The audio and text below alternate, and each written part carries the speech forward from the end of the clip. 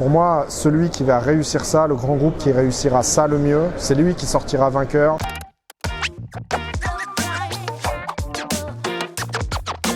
C'est un travail d'équipe, c'est une manière de travailler surtout qui est extrêmement flexible, ce qui peut être un peu contre-intuitif dans un grand groupe, mais des fois on fait tout nous-mêmes, des fois on achète des solutions toutes faites et des fois on joue au Lego. Donc l'IA pour nous c'est un outil de plus pour nous permettre de bien servir nos collaborateurs et nos sociétaires. C'est vraiment très difficile de dire sur quelle brique ça va avoir de l'impact. J'ai quand même l'impression que l'intelligence artificielle générative va surtout servir à augmenter nos collaborateurs dans un premier temps et qu'avant qu'on ait la maturité pour l'exposer directement aux clients, il va s'écouler pas mal de temps, qu'il va falloir fiabiliser beaucoup de choses et aussi avoir une culture du changement qui n'est pas encore là aujourd'hui. Pour moi, un assureur qui ne s'intéresse pas à l'IA aujourd'hui, c'est quelqu'un qui a beaucoup de chance parce qu'il doit avoir un sacrément bon monopole pour ne pas se sentir questionné par cette technologie-là.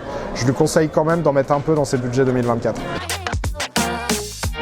La grande question, le grand point de vigilance autour de l'IA, c'est l'accompagnement des collaborateurs. C'est le fait qu'on va sûrement utiliser de plus en plus d'algorithmes pour nous aider à faire des choses et que autant ça peut paraître naturel à des gens qui sont relativement digital native, autant c'est pas le cas de tous les collaborateurs d'un grand groupe. Le grand groupe qui réussira ça le mieux, c'est lui qui sortira vainqueur de ce grand changement.